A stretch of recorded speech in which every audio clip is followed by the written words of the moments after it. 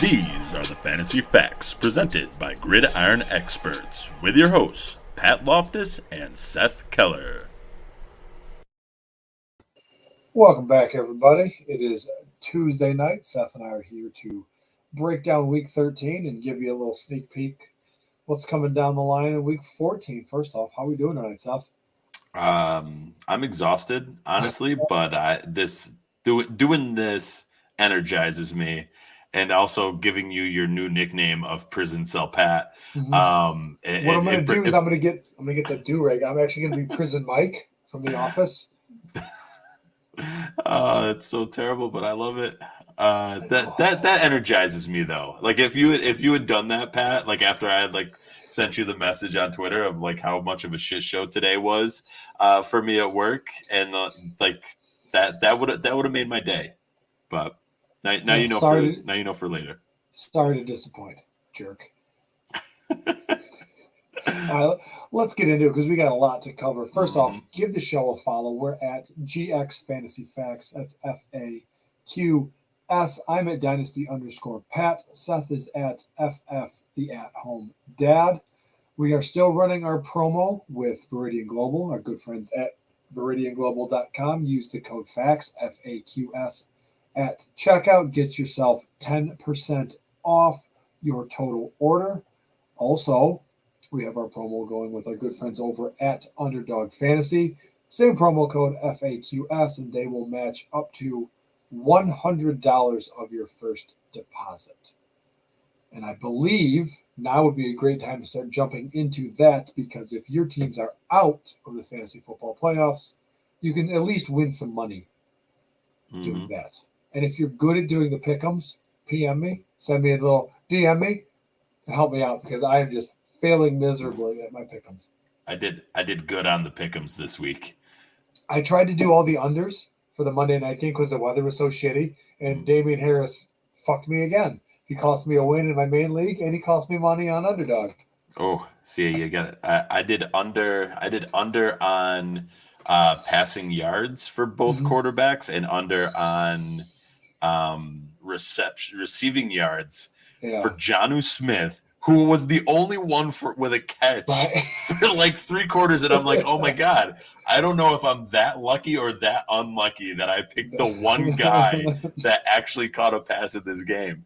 It was under on receiving yards for Jonnu Smith and who else was it? Cole Beasley. And so I hit on both of those and got myself a cool $90 out of it. There you go. Yeah.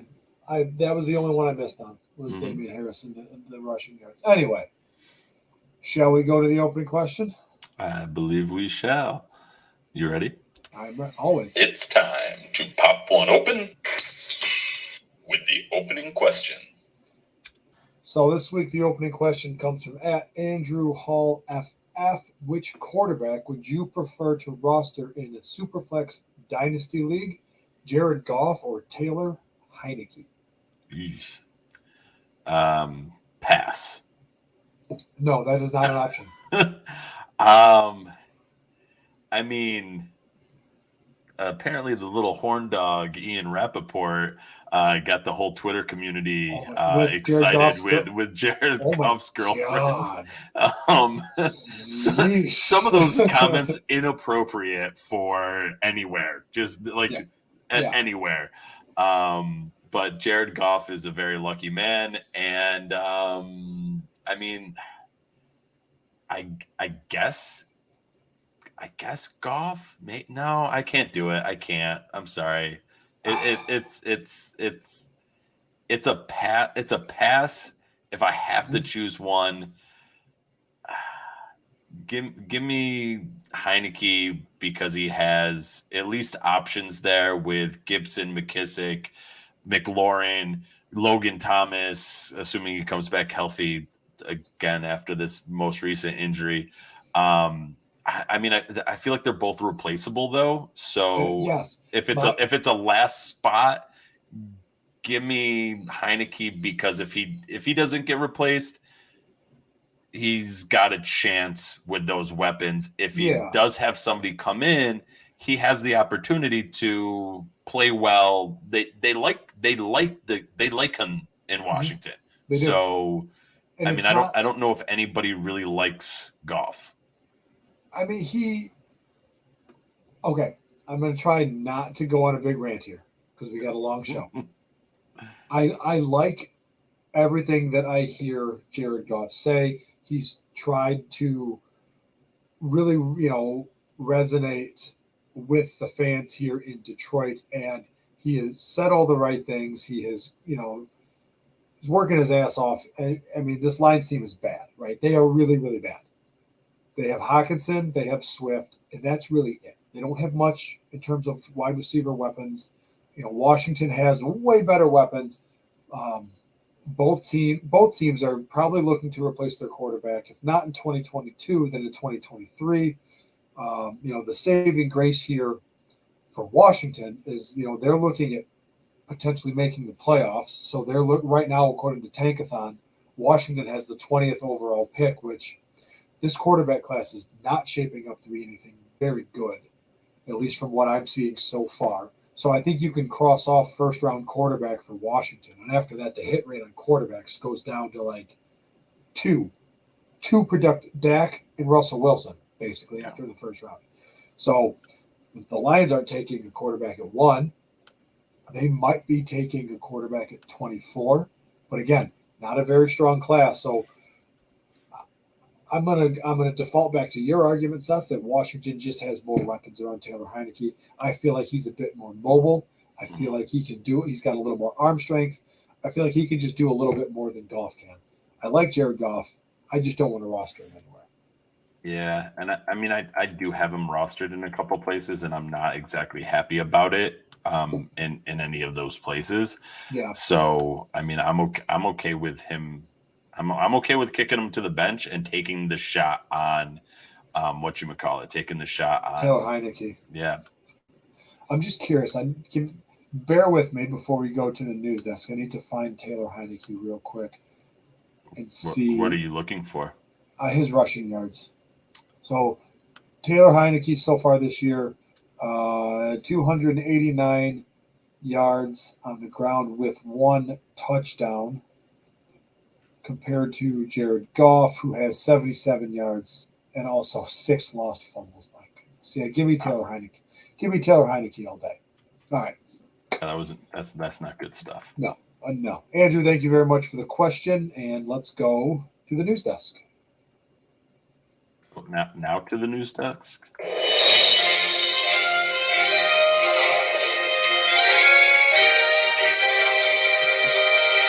Fresh from the Fantasy Facts News Desk.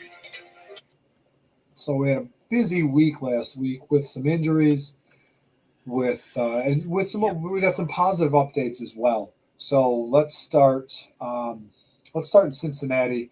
Joe Burrow dislocated the pinky finger on his throwing hand. He is listed as day-to-day. He tried gloves and splints and all kinds of different stuff. It's pain management. I mean, I don't play football, but I've thrown enough footballs to know that the pinky finger doesn't do much in terms of. I mean, throwing. It's touch. It's important. It's important, at that but level, it's not like it's not Yeah. a ring finger or a middle finger. So Yeah. it's pain management. I don't see it impacting much in terms of Cincinnati this week. He should be full go against the 49ers. Even a healthy Joe Burrow. I mean, San Francisco is a pretty tough defense against quarterbacks and really against everyone except for wide receivers. So, maybe temper expectations a little, but it's probably not going to be because of the finger. It's going to be because San Francisco has a pretty good defense. Yeah, I mean, I need in some places Burrow to be good, so I'm hoping that it is, like you mentioned, just a pain management piece where his touch isn't going to be that greatly affected by it.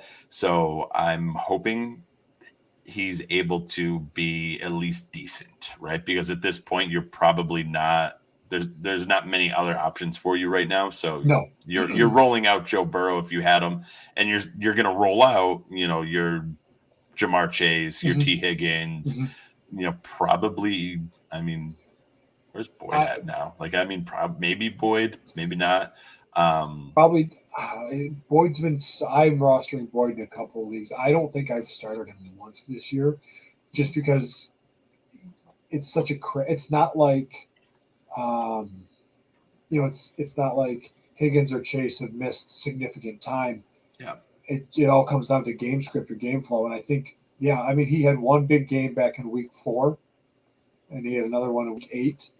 I mean, he started to come on a little bit lately, getting 17 targets since their bye in week 10. But again, San Francisco has a pretty tough defense. Yeah.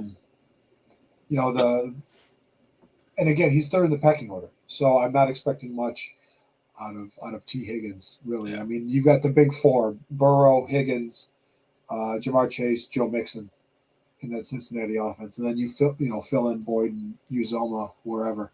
Yeah. Oh, my boy Uzoma. That's right. All right, let's talk a little Taysom Hill and the New Orleans Saints. Mm-hmm. I forgot about this injury. It's called Mallet Finger. And Russell Wilson had the same thing, right? It's an injury on the middle finger on his right hand. I'm not seeing anything that says he's going to miss time. There are some reports saying he's going to try to play through it and put off surgery. So it makes me think it's not as serious as the Russell Wilson was a few weeks back. But it's not like Taysom. It's not like Taysom Hill lights the world on fire throwing the ball, right? No, but I mean, you still need him to be able to throw the ball, right? And so, like, with this type of injury, there's a couple different things that could cause it. Basically, what it is that you can't actually extend your finger. So I actually had that happen to my thumb. And they had to take the tendon out of my index finger and run it into my thumb so that it could work. And you can see, like, when I move my thumb, my finger wiggles, like that. And that's been like years now. And that's been like, that's not me making it move. That's literally like when I move my thumb, my finger wiggles, right? And that's because you have 2 tendons in your index finger. What they did with Russell Wilson, by the sounds of things, is instead of like me running it to the thumb, they ran it to his middle finger. It sounds like with Taysom Hill, it could be like a mechanical issue that's causing that, which may be why he doesn't need to actually do the surgery to fix it. So like with mine, it was nerve. With Russell Wilson, there's no telling, we don't have the medical, expertise, or, they're not sharing what it actually was for him. Mm-hmm. But it sounds like with Taysom Hill, it's not what I had, not what Russell Wilson had. It could be like a mechanical thing. And so it could be something that can heal more quickly for him with the right kind of medical treatment. My big question is, for somebody who didn't have a ton of touch, is he going to, like, look at what Russell Wilson looked like after coming back from that surgery? Like, it's been really bad, right? Taysom Hill, who wasn't good to begin with in terms of throwing the ball, like, he wasn't god awful, but he wasn't good, right? What's he going to be now? And if you're telling me that we're going to get a worse passing output from him, that's what I was just looking up the numbers. Like it. Taysom Hill, 19 of 41 for 264 yards, 2 touchdowns, 4 interceptions, but 11 carries for 101 yards. So he still put up 20. This is in he put up a little over 20 points. And Scott Fish, he put up 3. Yeah. Well, it's different scoring out there. Yeah. Different scoring there. Yeah. But, Hill's value is not in throwing the ball. It's in running the ball.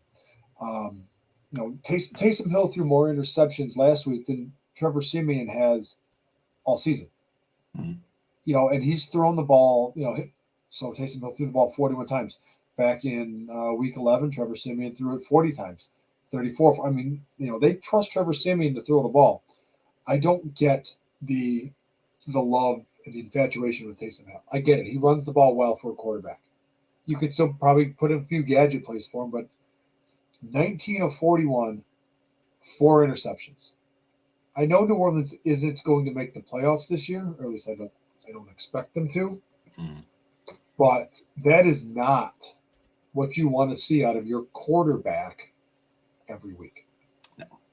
definitely not. Let's talk New York and football Giants real quick. Daniel Jones missed last week with a neck injury. He's expected to miss week 14, or potentially looking to miss week 14. Mike Glennon suffered a concussion, so he is week to week. Are we looking at a Jake from State Farm sighting this week? I mean, a Jake from State from Jake State from Farm? no Jake from State Farm. Yeah. I don't like that joke. I mean, maybe. Oh, shut up! That's a great matter? joke. Doesn't matter. It doesn't. I just wanted to make the joke. Okay. Let's Okay. move. Let's move on to Houston. Tyrod Taylor, left wrist sprain. He is listed as week to week. Davis Mills, according to Ian Rappaport, Davis Mills is expected to make the start this week against the Seattle Seahawks. Davis Mills didn't set the world on fire when he had the chance earlier in the season. I just tried typing it into my phone real quick as I was talking, and I just wrote in Dills instead of Davis Mills. Just mush it together. We got Dills. Yeah. I mean, he had one good game, surprisingly, against New England, where he put up 24 points. Mm-hmm. He put up 20 against the Rams. Yeah, like 19.4. Okay, yeah. I give you that. I got 20.4 and what I'm looking at, but yeah, depending on scoring, right. But then he also put up. The rest of his games 6, 3, -5. Yeah, no, I mean, it's one of them. Yeah, so no, when he's bad, he's awful. Yeah, but he offers. No, he doesn't. I don't like. I don't. I mean, I was telling you before this. Like, I was looking at the schedule for this week. I don't like any of the games this week. Yeah. I've got a few that I'm okay with. I just don't like any of them. Yeah, I mean, let's say you survive week 14, right? Mm-hmm. Mm-hmm. And you're going into week 15. Week 15, Houston plays Jacksonville. In Jacksonville, Davis Mills is available. Let's say your starting quarterback is done, right? For whatever reason. Can't play week 15. Would you roll out Davis Mills in that week 15 matchup? I mean, if my option is Davis Mills or no quarterback, then yes. Well, okay. But if Davis Mills or Trevor Siemian. Davis Mills or Taysom. I mean, Davis Mills or Jake Fromm.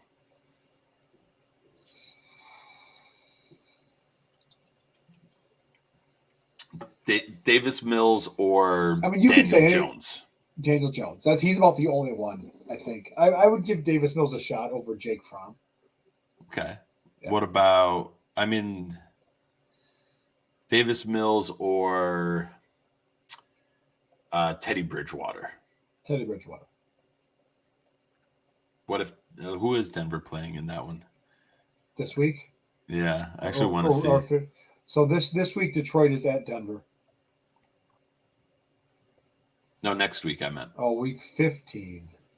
I mean, we're spending too much time on Davis Bengals, Mills here, yeah. but yeah.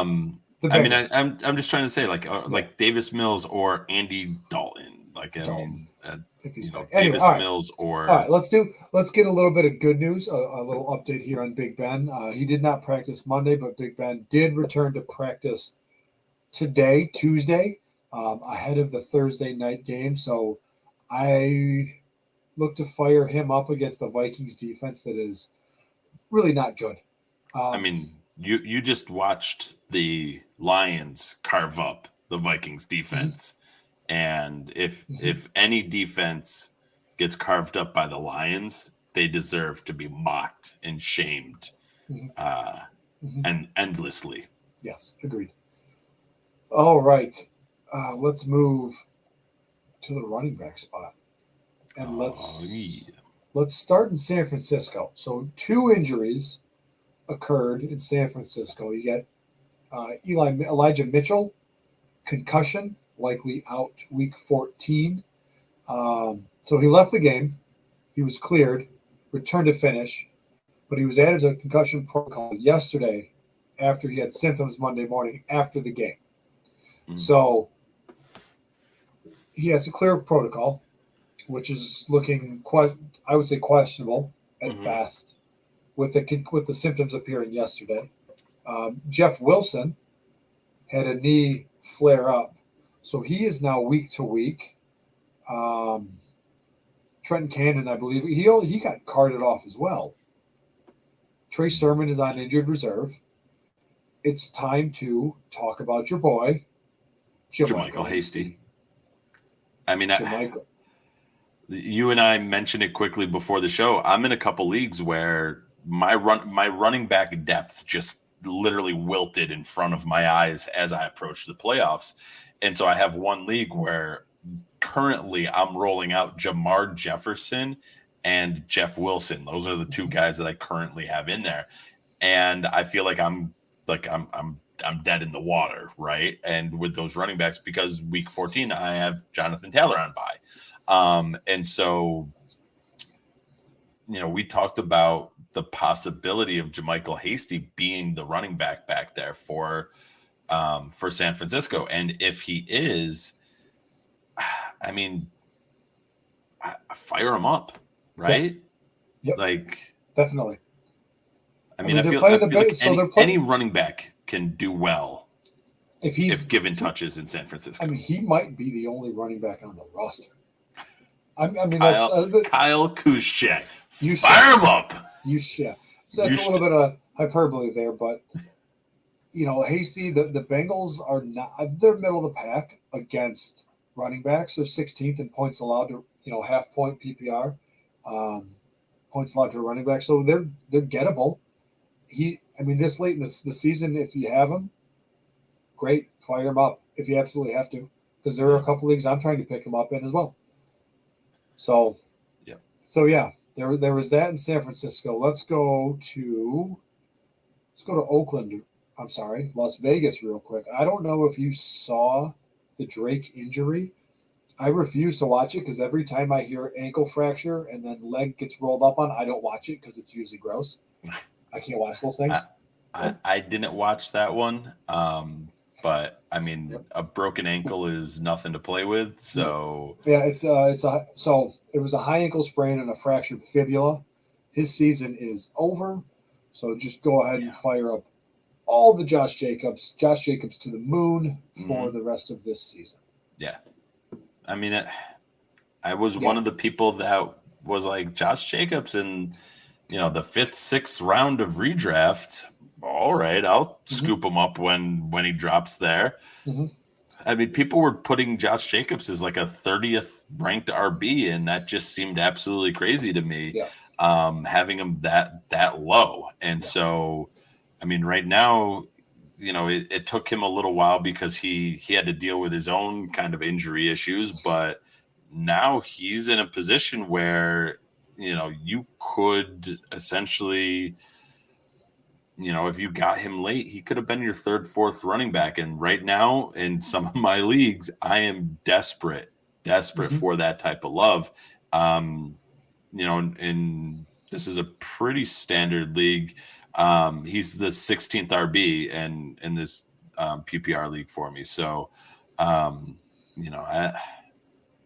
excited for Josh Jacobs. So agreed. And to be right. That too. Like, I'm excited to be right. And telling people you shouldn't sleep on Josh Jacobs.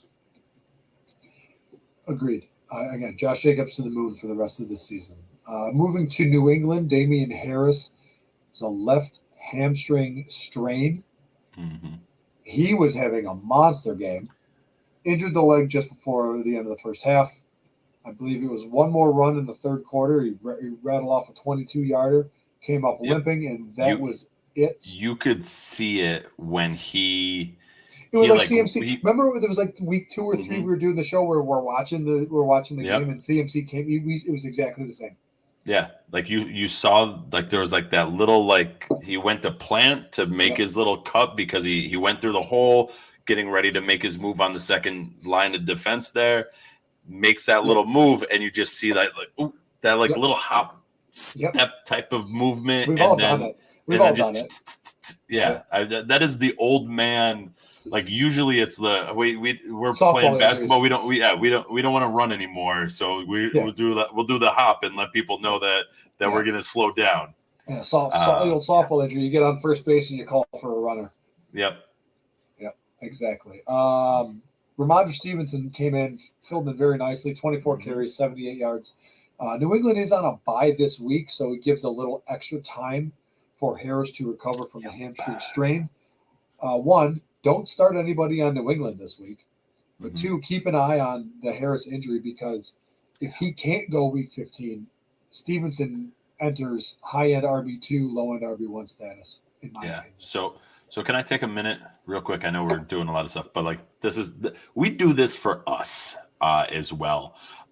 So I am in a 96 team league where it's set up like the League of Nations, and you play within your division, and then you play against all the other divisions. And so the playoffs have started already, and we're about to do the division championship game. So I'm on my way, getting ready for the division championship. These are my running backs. Kenyon Drake broke his ankle. Jonathan Taylor on bye. Ramondre Stevenson on bye. Michael Carter on IR. I am now left with Rex Burkhead, Travis Homer, Sony Michel, Devin Singletary. Gross. It's so disgusting. And I know why week 14 buys in this league are like, we're playing the playoffs during them, because otherwise you can't do the multi-tiered playoff system. But man, oh man, is this disgusting. Yeah. To say, like, right now I have to choose two of these running backs to start this week.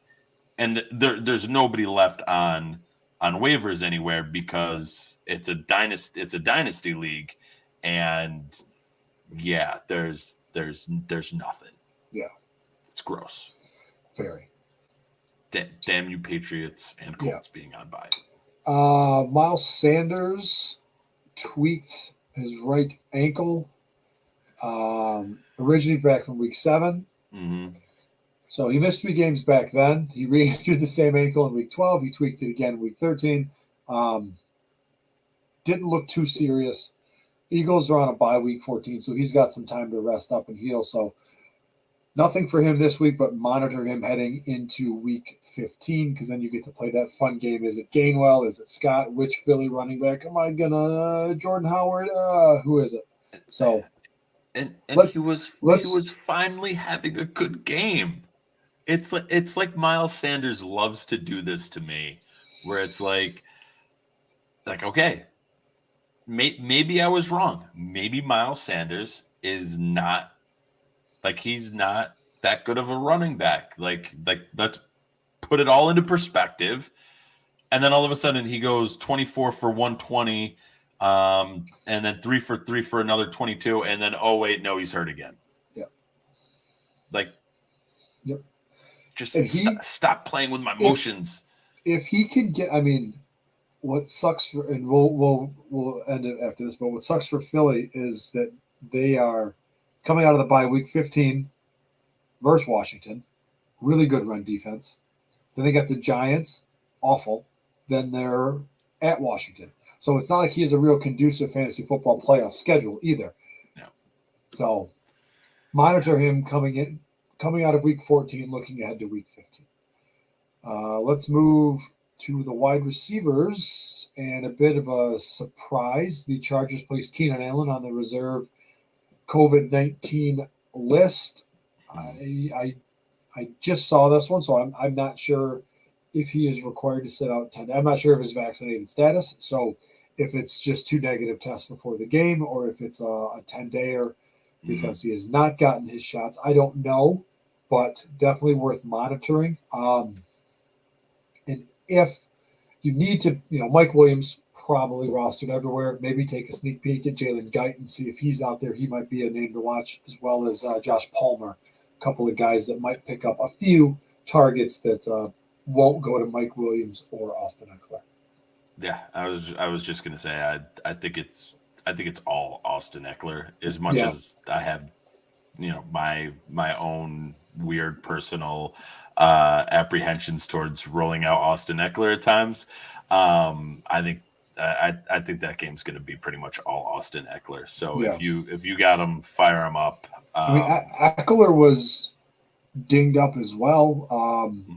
He's dealing with some bumps and bruises. But should be good to go. Everybody at this stage, of bumps and bruises, exactly. Yeah, but I mean, the Chargers are going up against the Giants this week, and the Giants suck at stopping the run. Mm-hmm. So, I mean, you should have just left it as the Giants suck. Well, yes, but I want to make sure that people know that it's people know. People know the Giants suck. People know. They know. They know. All right, let's move over to Minnesota. Adam Thielen left the game early with a high left ankle sprain. Coming into a short week because Minnesota plays Pittsburgh Thursday night. I'm not expecting Adam Thielen to play. So monitor closely. But even if he is available, I would probably not start him. Yeah, KJ not a start. No, Osborne stepped in, played well. Jefferson's going to eat up a lot of those targets. Same thing with Conklin. And a bit of good news here for you Vikings fans that Dalvin Cook was a limited participant at practice today. So I don't think we're going to see him this week, but he's trending in the right direction to come back week 15 and in time for the fantasy playoffs. Yeah. Let's go to, I'm jumping around now and it's throwing me off. Corey Davis for the Jets. Core muscle surgery. He is now out for the year. It just means more targets for Elijah Moore, sorry. That's what I was just smirking at, is you did the same thing that I think I did last week. Oh, you laid it in there, yeah. Like when I went on like a thing about Elijah Moore, but kept calling him Mitchell, and I even did it on Twitter on somebody's response at one time. Reading's fundamental, guys. It's hard. Yeah, it is difficult at times, but I mean, Elijah Moore, he's been an absolute stud to close out this season, and I mean, honestly, Corey Davis wasn't doing anything relevant anyways, so that news isn't. It does literally nothing for me. Yeah. Chase Claypool. So now we get into the good news portion of the show where we got some positive updates. Chase Claypool, foot injury, but he was a full participant for practice today, so he's looking good to go against that weak Vikings defense. 49ers head coach Kyle Shanahan says he's hoping Deebo Samuel can come back and play this week, week 14, against the Bengals. That would be a huge boost to a team that doesn't have many options at the running back position, because I know they ran Deebo out of the backfield quite a bit. So if Deebo can come back, great, fire him up. But if not, let's just run it back to where we talked a lot about Jermichael Hasting. Yeah, and I mean, against a decent Bengals defense, they're a very middle of the pack. They're a decent defense. If San Francisco doesn't have Deebo there, that could change the outlook of this game for me, in the sense that the Bengals stand a better chance because that game gets so much more one-dimensional. I mean, you have Ayuk there, but Ayuk has been in a definite sophomore slump here, and he spent time in the doghouse for reasons unbeknownst to us. Yeah, and I will never know. Yeah. And I mean, there's a reason why Jermichael Hasty is, behind Elijah Mitchell, behind literally everybody, Raheem Mostert, behind. There's a reason why he's down, lower on the pecking order. Even though there's stuff that I liked about him coming out as a way, as a flyer type of pick. So if Deebo can't go, this game could get ugly for San Francisco. Against just a solid Bengals team. They're not great, they're not world beaters, but they're solid. They're a solid team. And San Francisco, without their number one weapon in Deebo, I mean, who are you putting your faith in? You're putting your faith in Hasty. You're putting your faith in Jimmy G to find Kittle and Ayuk, and who I mean, knows who else there? Like, so just to so Debo's out. Debo's leading that team and we're not gonna talk about in rushing and everything. So he's leading he's leading the team in targets, right? Then you got Juszczyk, who's down there with 27. So the two running backs that they're tied for the most targets are JaMychal Hasty and Elijah Mitchell. They are tied with 18 targets this year. Yeah. So clearly Elijah Mitchell has done a hell of a lot more with those targets. but when passing situations, they are looking towards JaMychal Hasty. So it'll be an interesting one to watch and to monitor Debo to see exactly what happens this week. The last bit of good news here from the wide receiver spot: the Titans have designated Julio Jones to return from IR. Gives that wide receiver core a bit of a boost. I mean, he would step right in. Now you're shaking your head. No, don't like it. Why get people's hopes up for this? You know what I mean? Like if you had Julio, you probably cut him. If you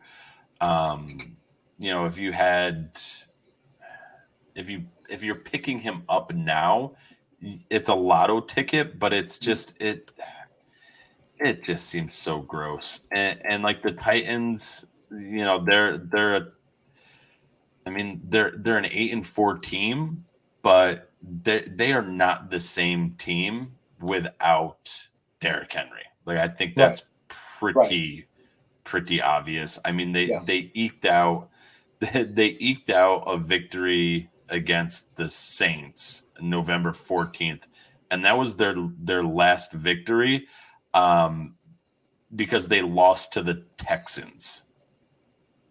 And then they lost to the Patriots. Like you can't tell me you're a competitive team if you're losing to the Texans.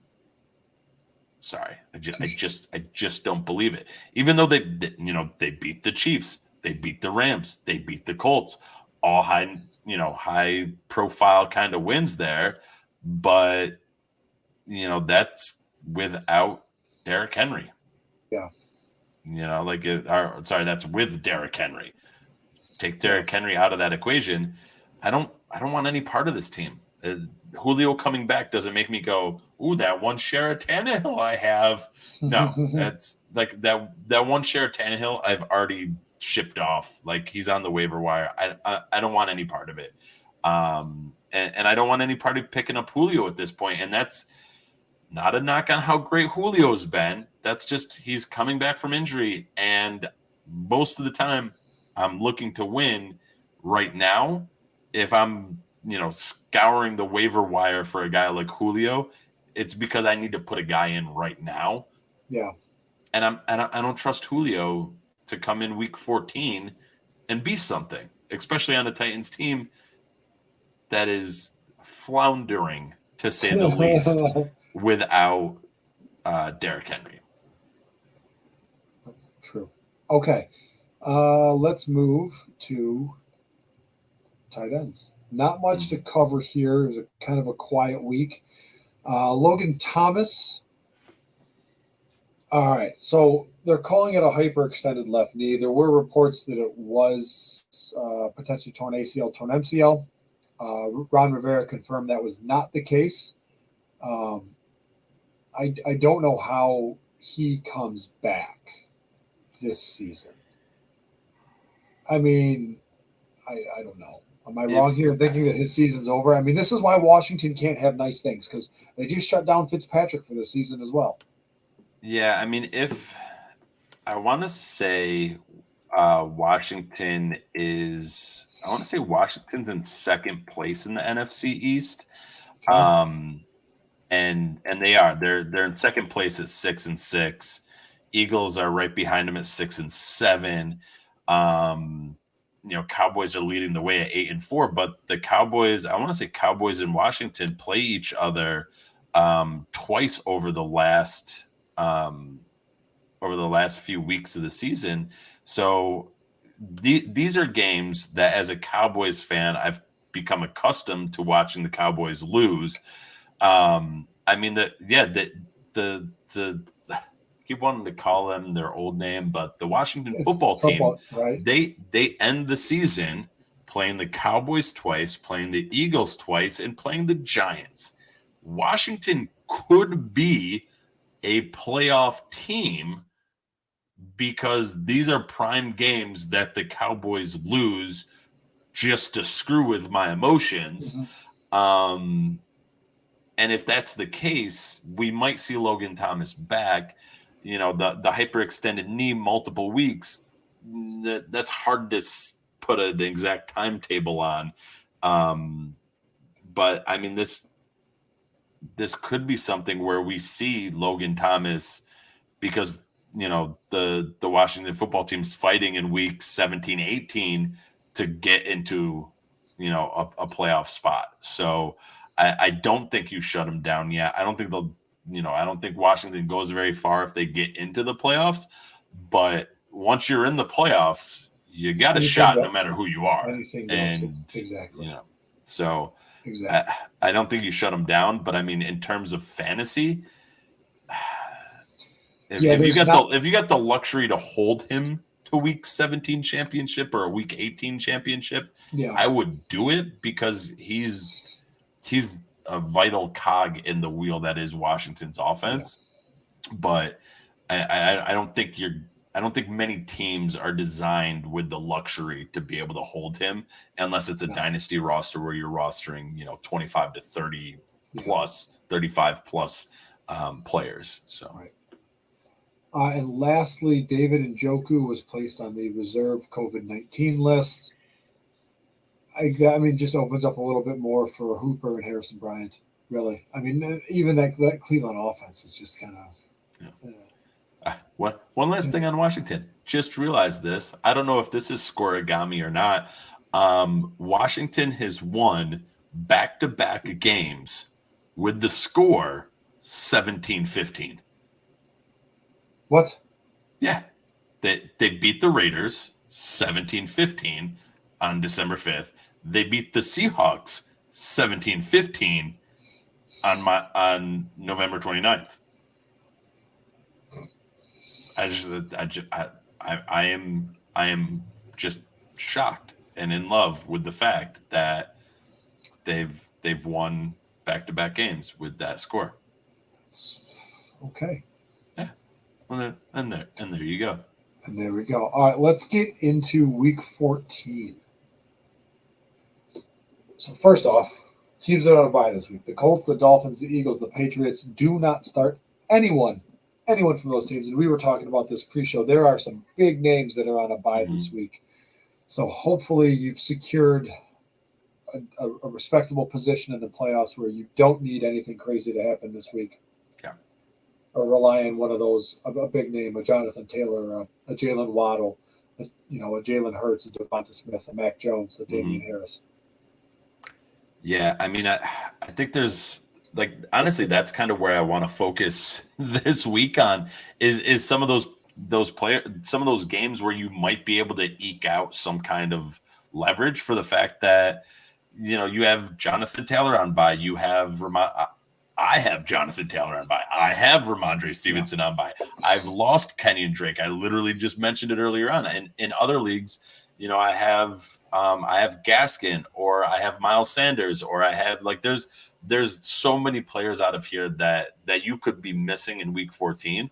So that's kind of where what I want to look at is some of those games where there may be something that you can eke out. And honestly, it starts with Seattle and Houston. As disgusting as that sounds for me, that's a game where, like, their defenses are both atrocious. Yeah. And I don't want to put faith in either backfield, but in these matchups where if I'm going, I'm making decisions like Rex Burkhead or Jamar Jefferson, like, let me fire up Rex Burkhead because he's kind of leading the pack on that Houston in that Houston backfield against a just abysmal defense in Seattle. Mm-hmm. Like, there's at least a chance there. Same thing with Seattle's running backs. God, I don't even want to mention the name, but Adrian Peterson is there. He may get activated and brought up. Peterson scored a touchdown he last scored week. a touchdown. Yes. Will Adrian Peterson be the first running back in the NFL to score a touchdown against every other team in the NFL? I mean, that would be kind of awesome. Or at this point, will Adrian Peterson be the first running back to score a touchdown on every team in the NFL? Because he's just getting passed around the league. But I mean, Travis Homer, like, God, I don't think you're actually starting him, but like he was getting, he had a 73-yard punt return. Like, depending on your level of desperation, that might be a play. Rashad Penny, like, again, like, he didn't get hurt this week. That's a huge accomplishment for him. He made it through a game without getting hurt. And so, there's some options there that they are a hold your nose, try and chew back the barf, set the lineup, and then walk away and go enjoy your Sunday because the damage is done. You don't need to watch and instill more damage, but that's a game where there's some potential to play guys if you're desperate because of the issues that are coming up. And that's not even looking at the fact that Houston is almost a top 10 a treasure trove for allowing fantasy points at every position. I mean, they're 12th against quarterbacks. So there's that. They're really slowing down the quarterbacks. Seattle's 15 against quarterbacks, second against running backs, second against tight end. But they're doing pretty good against wide receivers with 26. Really like how the Jets are good against wide receivers, just because they're number one against running backs, and teams are like, I mean, why throw? Yeah, we'll just run the ball. And like I said before the show, chatting with you, like, none of these games look all that appealing to me. There's a lot on the line for me for fantasy football purposes, which is great. But like, normally I'll sit down and watch Thursday Night Football. I want nothing to do with it. Nope. No thanks. Like, yes, the Vikings are bad, and I want to see Pittsburgh shred the Vikings, but not enough to actually sit down and watch that game. And then looking at the rest of the schedule, like, I've got a couple games, Sunday afternoon games, that will be decent, I think, for fantasy purposes. And we talked a little bit about the Saints and the Jets. Again, a couple of bad defenses here. The Saints give up the second most points at the quarterback position and the second most points to the wide receiver position, which is good for the Jets because I think they need a game. I mean, Elijah Moore is going to do what he's going to do. He's going to be an absolute monster. It'd be nice to see Zach Wilson have a get-right game. And this might be the week because the Saints are just not good against the quarterback position. They're 32nd. They're the best team against the running back position, but the Jets don't have – and they have Tevin Coleman. Big deal. Ty Johnson, still no. I mean, Tevin Coleman's Tevin Coleman's taken a hold of that backfield for the time being, which is nothing, spectacular, nothing to write home about. And really, there's no one else on the Jets. There's Elijah Moore, and that's it. Then on the flip side, the Jets, 14th worst against quarterbacks. They give up the most points to the running back, fourth most points to the tight end. So whoever the Saints roll out at quarterback, if it's Simeon, if it's Taysom Hill, I think both of them could have big games. It might be both of them. But this is going to be a game, where it's going to be a bad football game, but it's going to be good for fantasy purposes, if that makes sense, because you could see some guys have some get-right games. You could see some guys continue their ascension. I mean, I'm trying to look up Alvin Kamara real quick to see what they're saying about him for Week 14. I don't see anything for Kamara on Week 14. Yeah, that's what I was just looking. I mean, he was getting in limited work leading up to Week 13, so there's a possibility Kamara gets in Week 14. What a great spot to come back in, right? If you're Alvin Kamara and you're the Saints, where a win here gets you to 6-7 and get you kind of back in that wild card discussion. But either way, I mean, if it's whoever it is, I mean, the Jets are just bad, right? Yeah, just bad. I think so we can all agree. Yeah, that the Saints are just bad. Yeah, exactly. I mean, if the Saints get to 6-7, I mean, there's so many teams in the NFC that are at that like 6-win, 6-7, 5-7 kind of mark. I mean, hell, the whole NFC South, aside from Tampa Bay, who's 9-3, the whole NFC South is 5-7. They're all 5-7, which honestly, considering the Falcons are 5-7, makes me really nervous about what a 5-7 record really means for the NFC, because the Falcons are atrocious. Yeah. I mean, right now the Saints are 12th in the NFC. But again, they're right behind the Panthers and the Falcons. But the Panthers and the Falcons both hold the tiebreaker based on head-to-head win percentage. So Saints need a win here. It wouldn't surprise me to see them just throttle the Jets. So, are there any other games that stick out to you or anything that's worth talking about? Because again, none of these games are like, man, this is a game I can't wait to watch. Usually there's a couple during the week on the weekend, but I just don't like, man.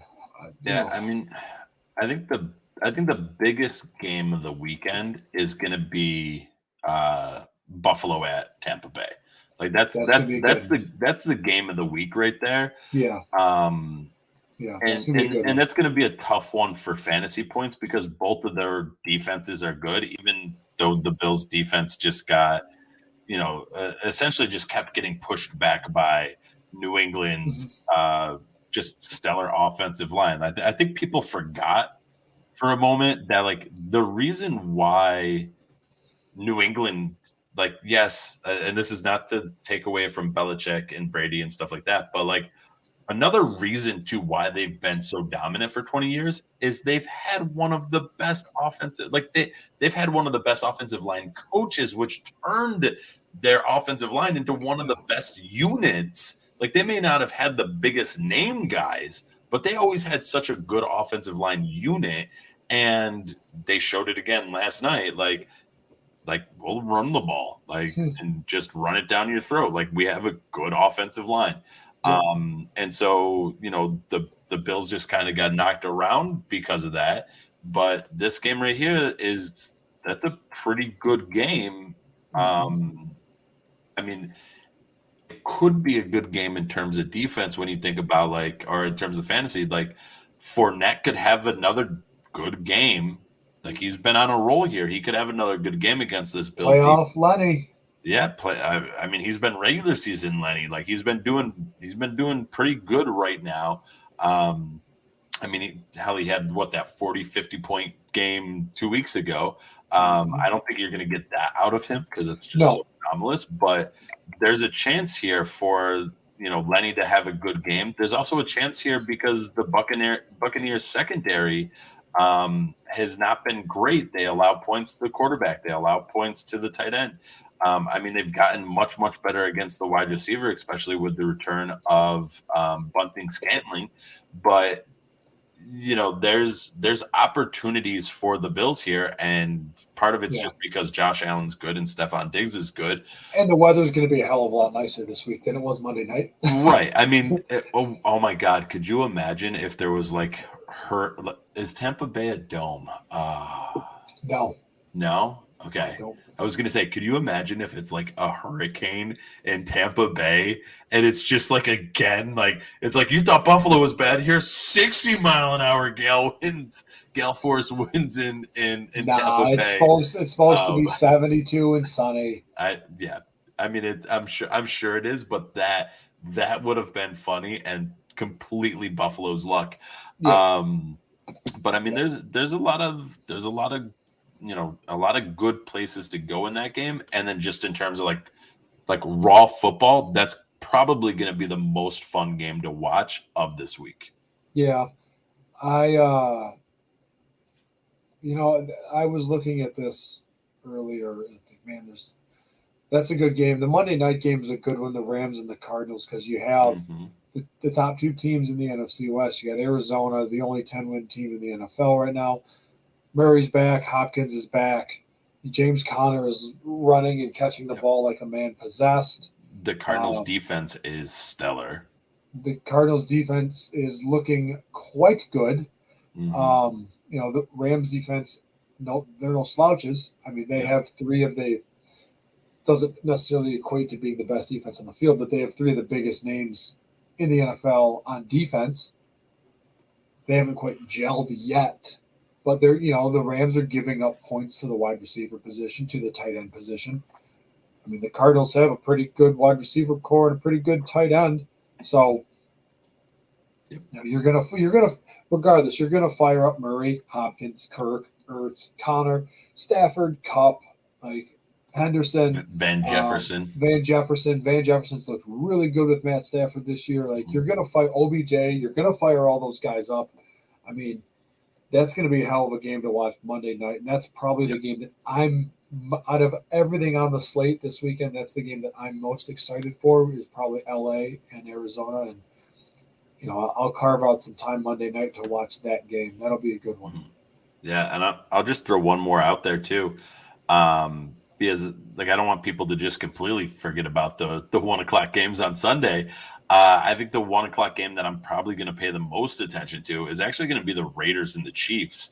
That was I had that one highlighted as well, but I pivoted to the Rams Cardinals because I feel like that'll be a better overall football game. But Yeah, that'll be another good AFC West. That's a good AFC West matchup there. yeah. I mean, in terms of actual football, Yes. that's that's a really interesting game. The Chiefs have not been playing like the Chiefs No. recently, right? This whole season's been kind of up and down for the Chiefs. They're 8-4 right now, and the Raiders are 6-6. Like they're the AFC West is the Chiefs, the Chargers, the Raiders, the Broncos. It's a pretty strong division there, Mm-hmm. and there's some interesting plays that could be made there, right? And the Chiefs defense is a defense that's gotten better when you watch them play. They have gotten better as of late, especially with what's his name, Jones in the middle of the field there for them, in the middle of the line. And that's for the Raiders, we talked about fire up all the Josh Jacobs. That could be an interesting matchup there of who wins. Josh Jacobs, who now should be a full-on workhorse, not splitting time with Kenyon Drake, just a full-on workhorse. Can he beat up this Chiefs defense? Does that allow Derek Carr to be able to open things up a little bit more on the outside? Does that give Deshaun Jackson an opportunity against corners on the Chiefs that can be beat, right? And the Raiders defense has not been that great of a defense. Can the Chiefs, who they are so opposed to running the ball, I would have loved the Chiefs in a game like last night where it was like just everything weather-wise says run the ball, but the Chiefs are so they're the anti-Kyle Shanahan, where Kyle Shanahan just wants to run the ball and the Chiefs are like, no, we don't want to run it at all. I would be really, really interesting to see the Raiders are giving up plenty of points to the running back.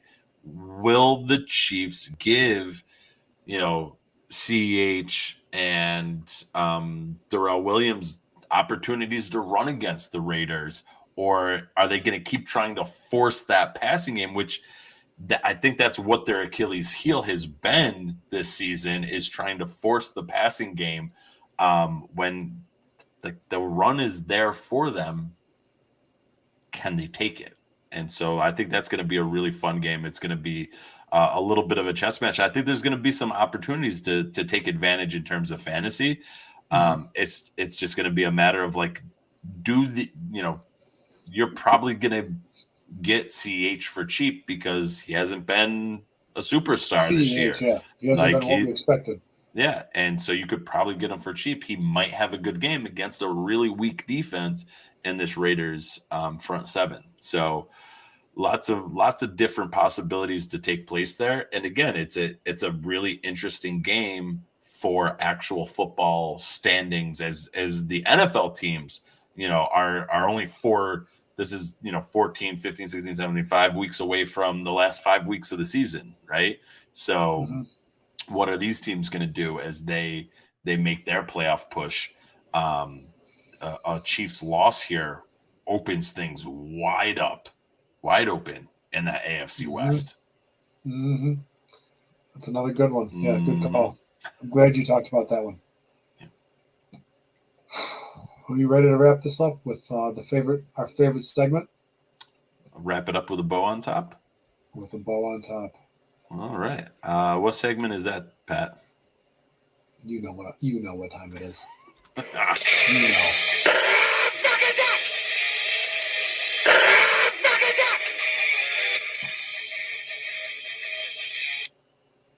All right, so we've scoured Twitter to find your questions to answer, either for this week, Dynasty Leagues moving forward, but Seth is going to put 5 minutes on the clock.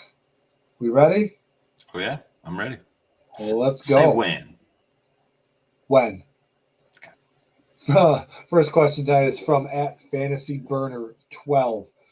So it's a PPR league. This is a wide receiver 3 question with a point per first down. Do you like KJ Osborne versus Pitt or Michael Gallup at Washington? I'm going Osborne right now. Like that may change. That may change come tomorrow. But give me Osborne right now. The point per first down doesn't sway me much, but the fact that Osborne is playing Thursday night, one, that gives you a little bit of an advantage because now you can start going, he did great. I can play, maybe I can play a little bit safer, and that high risk, high reward guy that I was going to play later on in the week, I can get maybe a safer option happening in my lineup. I don't need to feel so risky, so risque. But also like the fact that there's going to be no Adam Thielen. I feel like he's the person that gets elevated into that wide receiver 2 mark, whereas Michael Gallup, he's Gallup the 3 at most. Gallup at best is the 3rd option in the wide receiver room. Yeah. So there are a lot of other options. Granted, Washington is awful, just awful at stopping opposing just wide awful, receivers. like the Giants. Just awful. I should have stopped there. But no, KJ Osborne elevates to the wide receiver 2 Thursday night. I like Osborne as well, just because the targets are going to be there. You can't give him all to Justin Jefferson. And even before Thielen got hurt, Osborne was putting up some big numbers, throughout the season. So give me Osborne over Gallup. All right, from @FantasyPro1. Start 1, Week 14, non-PPR. Chuba Hubbard versus Atlanta. Chuba Hubbard. Chuba Howard. Hubbard. Chuba Hubbard. There you go. James Conner. Come on, Pat. James Conner at the Rams. AJ Dillon versus Chicago, or Kareem Hunt versus Baltimore. It's either Hubbard or Dillon. Actually, no. If Aaron Jones is back, it's Hubbard. I really like Conner, but against that Rams defense, I don't like him nearly as much. I do not like Hunt against Baltimore coming off of injury. I don't like AJ Dillon if he's going to be playing second fiddle to Aaron Jones. So I think the only like workhorse guy out of this group is Chuba Howard. So I'm gonna fire him up out of these options. And Atlanta's gonna allow they allow anything to happen. So yeah, I was initially between Conner and Chuba. I'm leaning Conner. I mean, he has done it all already this year for Arizona. I don't see any reason to stop now that offense is very well rounded, so it's not like you can key in just on Connor because you're going to get beat out wide or you're going to get beat by Ertz. You can't focus on the wide receiver because then you get beat by James Conner. So it's Connor 1 and then Chuba 2. So give me all the James Conner this week against the Rams. From at Lenny, I just think that matchup is a little bit. The matchup is tough. So I think I might. Like I said, I like Chuba a little bit, but Howard. You got me saying Howard now. Connor is the very, very close second to it. Okay, fair. All right, from at Lenny AM3 Dynasty League 1 quarterback PPR League Jerry Jeudy or Pat Freiermuth. Jeudy. Wait, Dynasty. Yeah, Dynasty, Jeudy. 1 QB, PPR, Jeudy or Freiermuth. Yeah, unless it's like some kind of crazy tight end premium, it's Jeudy. Agreed. Like Freiermuth, I love him as a dynasty asset, but not if it's a season to Jeudy. Right. If it's a seasonal league and you're looking somebody to start week 14 PPR, I'll take Freiermuth. But dynasty, give me Jerry Jeudy. Yeah. All right. From at Zach Har _ who to flex in a half-point PPR league, CEH or Brandon Ayuk? Oh man, I mean, literally just talking about CEH against the Raiders. I'm leaning him, even though like Ayuk may be the only guy against the Bengals. Give me CEH. I think there's a little bit more floor there. Ayuk I think has the highest upside, but I think CH has more chances to do well compared to Ayuk. I'm going to go. I'm going to go. Say it Brandon. It's Brandon Ayuk for me for this one, just because there's not many other options in San Francisco. All right. Let's go. Pick one of the last two that you found. We're going to do from at Brendan Marshall 1. Who to start at my flex this week?